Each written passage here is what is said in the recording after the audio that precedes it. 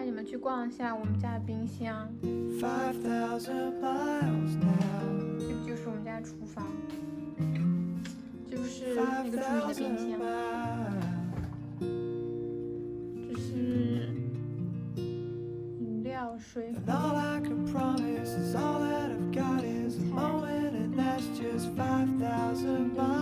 这是保鲜格。这个箱这里是什么呢？荔枝，快乐的荔枝，把它装上。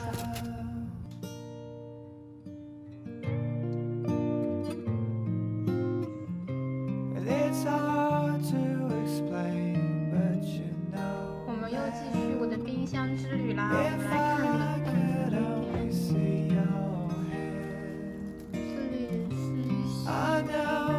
这里是一些有年糕、菜，还有，然后这里是小笼包、饺子，还有小馄饨。